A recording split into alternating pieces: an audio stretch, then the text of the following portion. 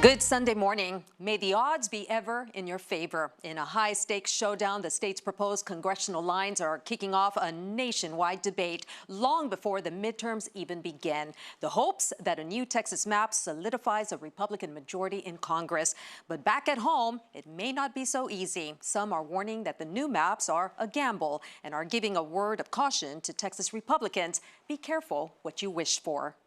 Well, here's the congressional map that was adopted earlier this decade. But just recently, the Texas Republican legislators rolled out a new map that would add 5 more seats that President Trump won by more than 10 points. Now, caught in the middle of that fight is District 28, Laredo's Congressional District. Under the new plan, the district would lose Bexar and Guadalupe counties, but it would pick up parts of Hidalgo and Maverick County, Live Oak, and all of Dimmitt County and LaSalle County. As for the representative currently in charge of that district, a reminder that things may not be what they seem. Republicans are taking a big gamble in South Texas. They are looking at Trump numbers, and the gamble that they have, for example, in my district, they go from 78% Hispanic to almost 90% voting age Hispanics, based on the assumption that if they voted for Trump, they will vote for every single Republican down the ballot. And next year, Trump is not on the ballot, of course. And that's a wrong assumption. I believe I'm the #1 outperformer, a Democrat in the whole country. Joining us this morning is Congressman Henry Cuellar. Good morning, Congressman. Thank you so much for joining us this morning. Good morning, Mindy. Congressman, I'm going to start off with a simple question. Have you ever seen anything like this before? You know, we're in very different times right now. Look, I've seen redistricting. I saw it as a state rep. I saw it as a Secretary of State. I've seen it as a member of Congress. But to keep having this mid-decade redistricting, this is very different. And from what I'm seeing across the nation, there's a possibility that you're going to have different states are going to do the same thing that Texas is looking at, and it's going to start a war, if I can say that, which is very unfortunate from what the Republican Party is doing right now. You know, what has struck as so different with this particular time is just how blatant everyone is being. There's no hiding what the overall goal is. I mean, it's not about, you know, the Constitution and redistricting because it's a census and we need to make sure that everyone represents the same number of population. This has nothing to do with that. This is just to keep in power. This is just something that they just feel they need to do so they don't lose the majority in the House. Absolutely. You know, when you look at redistricting under the Constitution, it was done so the founding fathers said, look, every 10 years, we're going to count the population of the United States, and then we're going to move lines around so they can be properly equally represented. So that was the purpose. And then, of course, you know, Texas was the state that back in the early 2000s, in 2003, that did the mid-decade redistricting. And you're right. In the past, they would say, well, you know, we got Section 2, we got the civil rights, we got this, we got different bigger population laws. Here, bigger exactly. population there. Now this is very blatant. They know, the Republicans know that you know, if you look all the past 50 years elections, in the government in power will lose the House, except for a couple times, and they know they're going to lose 2026. So what are they doing? They're trying to change it before the election of 26. It's very blatant. People know what's happening. It's just amazing that they're not trying to even cover it. They're just saying, we want to stay in power, and we're going to do Texas, we're going to do Missouri, we want to do Indiana, we want to go ahead and do Florida, and we'll win the election before 2026 gets here. Right, and it's legal. That's what the surprising thing is. This is completely legal. You can do this. Right, the Supreme Court said it's okay to do this, but does it make it right just because it's legal? You know, that's the thing. Just because it's legal doesn't mean that you can go ahead and do it. But like you said, it is blatant, very blatant. They just want to stay in power before the 26th election. They want to win the election before 26 gets here. Right. So let's talk a little bit about what happens with Texas. So they are hoping to gain 5 Republican seats. So they have recarved, if I could use that word, the congressional seats so that they could assure themselves of a Republican winning. One of those seats is Laredo seat, of course, which is the one that you have represented for quite a number of years already. So what does that do to your seat? Well, first of all, let's look at the other 3 seats. Houston, they pretty much got Al Green's seat and just pretty much eliminated. They went up in the Dallas-Fort Worth area. They made a change to 2 of the Democrats and left 1 Democrat. So from 4 Democrats in Houston, they're leaving 3. And 3 up there in the Dallas area, they're leaving 2. They're taking 1 away. And then in Austin, they're putting Cuellar and Lloyd Doggett together, and they're taking my part of San Antonio and Guadalupe and created a new district, District 35. In San Antonio, for the majority of that new district. Yeah, correct. 35, my part of San Antonio, Guadalupe, Karnes, and Wilson County.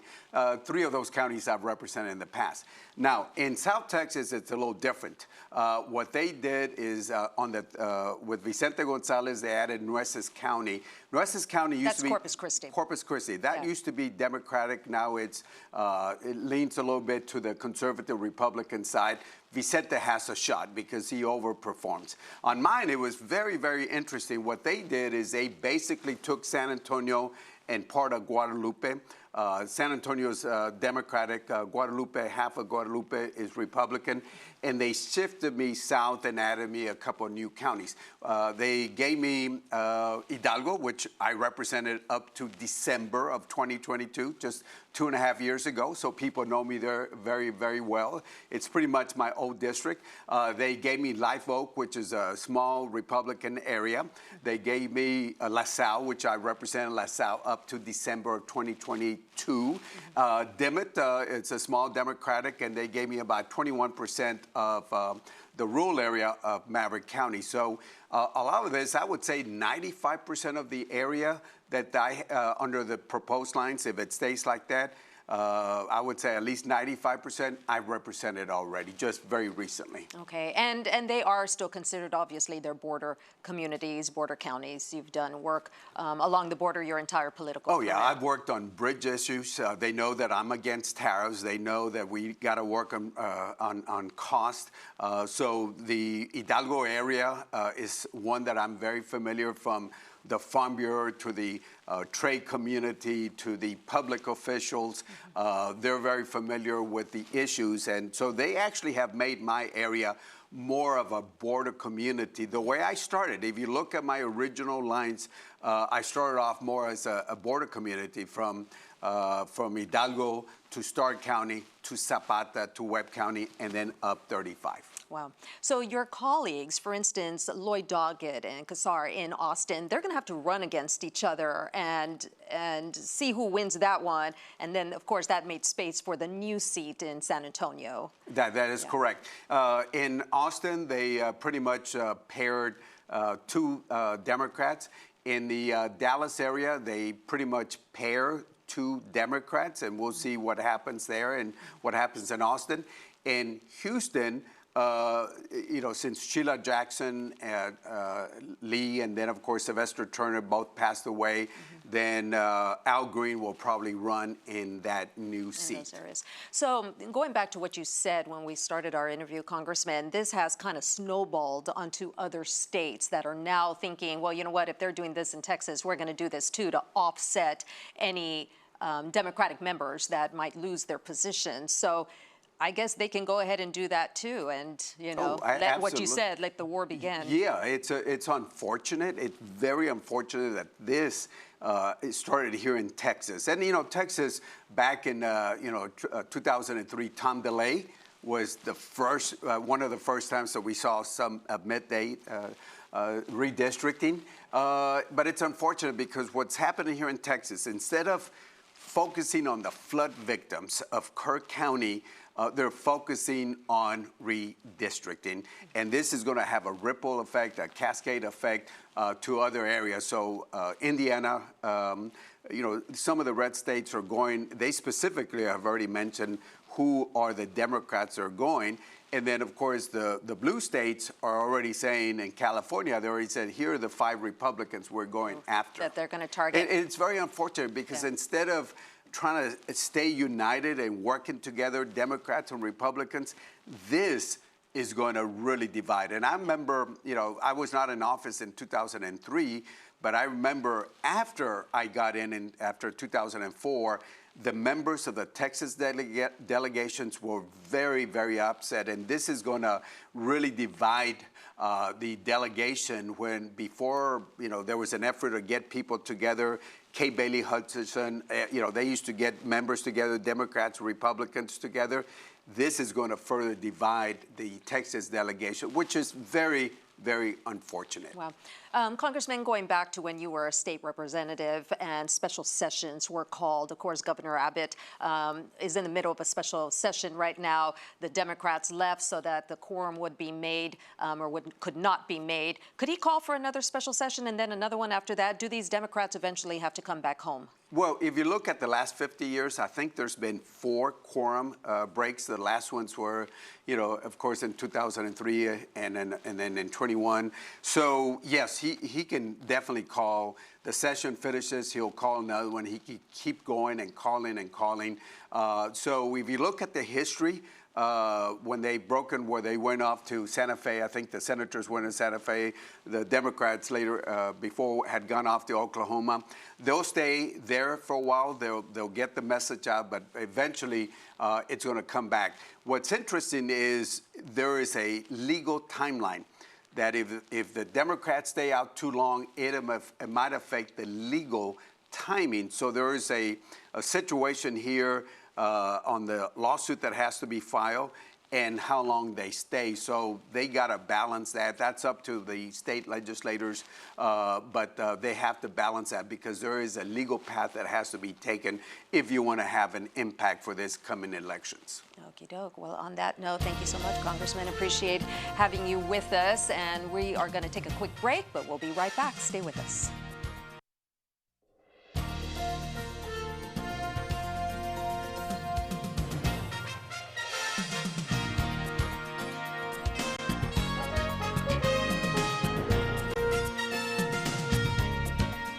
Welcome back, everyone. Well, joining us now for political insight and analysis on what we just heard. No strangers to be on the headlines. We've got KGNS political contributor and former Webb County Democratic Chair Sergio Mora and KGNS political contributor and current Webb County Republican Chair Jose Salazar. They are joining the program. Thank you so much, gentlemen, for joining us today. So, Jose, I want to start with you on everything that we just heard from Congressman Cuellar as far as the blatancy and why they're doing this.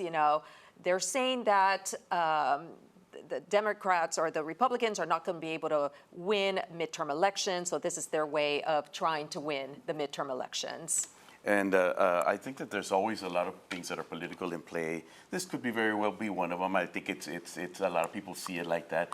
And I think that there is that unfairness thing about that they can that Democrats can make a case saying, well, normally we do it every 10 years, but now you're doing it every 5 years because you want to take advantage of the trend that is going that Republicans are voting at, I think, at a higher rate, or more Democrats are voting Republican. But I think that in this case, it's still, whether it's looked at a little bit unfair, and I can understand that case, because I would be saying the same thing if the shoe were on the other foot. But it's still legal, as Congressman Cuellar said, it is supported by the Supreme Court. It's not a violation of the Voting Rights Act. So that is something that I think is going to have to be played out politically. Now, do I want there to be this kind of a showdown? Of course not. We always want our representatives to be able to sit down at the table and discuss this and vote on matters. So I think it will play out that they will come back. I think Texas Democrats will come back, and I think there will be a vote, and we'll see how the cards play out. Yeah. Sergio, you spend a lot of time in the Capitol. What's the sense over there? What do you hear and feel when you're walking the halls of the Dome? Well, I think that there's a sense of injustice. There's a sense that this didn't need to happen. There's obviously bigger issues, bigger problems to tackle, including everything that was left over from the session. So this obviously caused everything to blow up. The session's at a standstill. There's a lot of other topics that need to discuss. But I mean, at the same time, I mean, you leave the Democrats with no choice. They're in the heavy minority in the Capitol. And this is the only tool available to them. And you have to understand that, for example, in Texas, 55% voted for Trump. In the last governor's race, 55% voted for Abbott. Yet currently, the Republicans have 70% of the congressional districts. And with this redistricting, they would end up having 80% of the congressional districts. There's 38 congressional districts, 30 would be Republican and 8 would be Democrat. Wow. And so, I mean, that just highlights how unfair this is. If the Republicans get 55% of the vote in Texas, why do they have 80% of the seats? And that's because of redistricting. That's because of a tool that was put in place to make necessary adjustments to the congressional maps once every census came out, every 10 years, to account for population shifts. Mm-hmm. This tool has been grabbed by political leaders to gain political advantage, and that's wrong, and that's why the Democrats ultimately felt that they needed to go nuclear with this. Wow. And I mean, there's a lot at stake nationally because obviously it's the control of the U.S. House of Representatives at play. Mm-hmm. So all the Democrats across the country are obviously supporting this effort and trying to do everything they can. And basically what the Democrats are saying, let's play by the playing field that we agreed to during the last normal redistricting after the census, which was in 2001. Mm-hmm. I mean, that's the field that we all agreed to play by, and all of a sudden, you're changing it up on us to disadvantage us. That's just completely unfair. Wow. Let's go back to why this is all being done, where they say the Republicans feel they're not going to win in the midterms. Why do they feel they're not going to win in the midterms? What's their Well, I thought don't think on it's that? not so much that they don't feel they're going to win in the midterms. I think that they're doing as a party in power.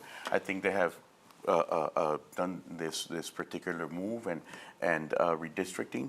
What I think that you know, and going back to the fairness thing, I think that a lot of Republicans and because of the states that have jumped in, like California, Illinois, and some other ones, you know, I think that a lot of Republicans, I can tell you what a lot of Republicans feel. What a lot of Republicans feel is that, well, we felt that we were played during the pandemic, that a lot of strategies were used during the pandemic that favored the voting practices of Democrats. And that for 4 years that a lot of the congressional outlook, electoral college representation of Congress for 4 years during the Biden administration was shifted towards Democrats because they were in power. Nationally, that they were in power, so that they allowed illegal immigration. And even though illegal immigrants cannot vote, that we still have, they still count for the electoral college, they still count for representation for Congress, and including federal funding. But I think that they kind of, which is illegal, you know, all that is illegal. So they say, well, it may be looked upon as unfair, but it is yet still legal. Well, I mean, I don't think that they can count illegal immigrants in the census, but certainly immigrants, which is obviously very important because they live in the communities. But I mean, the reality of it is that first of all, it's sort of like conventional wisdom in American politics that the party of the president in power loses seats during the midterm. It is a referendum on him and what he's done in the first 2 years. In the last Trump midterm, the Democrats gained 40 seats, taking the House of Representatives. And in South Texas, they gained a bunch of, they made heavy advances. And I think that that's what they're looking at. As to what Congressman Cuellar said about how also it's very important in that they're looking, especially for the South Texas districts that they included in the 5 that they want to redistrict and flip and turn Republican. It's the assumption that those people, those Democrats, those Hispanics that voted for Trump are going to vote Republican for the Republican candidate for Congress. But I mean, there's just one simple fact that just disproves it, in that in the year, for example, here in Webb County, where Trump won last time, at the same time, that did not translate as a victory for Republicans, in that, for example, our U.S. Senate candidate, Colin Allred, beat Ted Cruz by 10 points in Webb County, even though Trump won Webb County. Right. So that just shows that a lot of the people are not necessarily Republicans now. They just like Trump. Right. And Trump's not going to be on the ballot, even though obviously he's going to loom very large. But at the same time, in those last 2 years, especially like in the Hispanic communities, you have had the ICE raids that are going on. For example, you have a lot of policies that are expected to turn off Hispanics. Yeah. A lot of funding cuts as well. A lot of funding cuts, lot of grants that exactly, have the been Job slashed. Corps, among others. Well, their college education, the Department of Education, the tariffs haven't bode very well. Just the cost increases on groceries and cars, and I think that, you go back to, maybe they have a point, maybe they just feel like they're just, they haven't made this great impression within, his first months in office, and they're feeling that they are going to feel that, the repercussions of that in the midterm elections, and so they need to do this to try to win some seats. And it is definitely not a guaranteed thing that that it will be a Republican victory. Correct. The one thing about Webb County is that what we saw, like say 8 years ago, 6 years ago, was Democrats beating Republicans like 70 or 60% to about 20 or 30 some percent, whereas lately you're seeing them lose by only 10 points. So that's gains that we are looking at, of course, and more people coming out voting as Republicans. And I don't know if they're considered Republicans per se. I know that people are starting to move away sometimes from the conservative label, the Democrat label, or the liberal label, the Republican label, the Democrat label, and voting on policies. It's something that we're seeing with a lot of these populist type of candidates, and so they go by issues, which is not a bad thing. If we look at issues and we vote on the issues, it's not a bad thing. Now, as far as the cuts I know have generated a lot of bad publicity, and they have. But if you look at the end of 2024, you have a budget deficit of during the Biden administration, $1.8 trillion. That means that we spent more than the revenues that we brought in. And this is unsustainable. And I think that a lot of these moves by President Trump are just saying, we cannot continue to spend with all these programs. We cannot continue, let's say the Job Corps. There was a lot of uproar about the Job Corps. The graduation rate, depending on whom you believe, is either 30-some% or 60-some%. But when you look at some school districts like Laredo ISD, United ISD, they are upwards in the 90% graduation rate. So is that an effective program? Yes or no? That's something that the voters ultimately will decide. But these are moves that I think ultimately have to be done. There's cuts that have to be made. And not just cuts in proposed spending, because a lot of politicians are very proud of saying, well, I cut 800 million or billion in spending. Yeah, but you're still spending more than you did last budget. And so I think that these are things that need to be done, because our spending is just unsustainable at this point. But the Trump administration is not going to reduce spending. On the contrary, it's growing from previous administrations. They're cutting programs that Republicans have always not liked, like public broadcasting. Like they've always wanted to cut Medicaid, Medicare, things of that nature. But at the same time, they gave a humongous tax cut to the highest earners, and they increased the budget of ICE by $100 billion. With the bill that he was touting, of course. Exactly. So I don't think that the cuts were necessary, and I think that we are going as a country to feel the effects for many years to come of these programs that ultimately helped bring people up, help people get help when they get sick, get an education, get help getting jobs, things of that nature. And I think that when you remove all those those safety nets and all those programs meant to help the most needy, ultimately you're going to have people not being able to spend, and you're going to have people cutting back on vacations and cutting back on buying that new car, that new house, sure. et cetera. Exactly. And I think that brings the economy down, and I think that's what we're going to see. It'll definitely be interesting to see what happens, and we will, I don't know about holding our breath, but we'll see what happens. Gentlemen, thank you so much. We're going to take a quick break. We'll be right back. Stay with us. That's all the time we have. We really appreciate you sticking around with us for this episode of Beyond the Headlines. Until next Sunday, have a wonderful week ahead.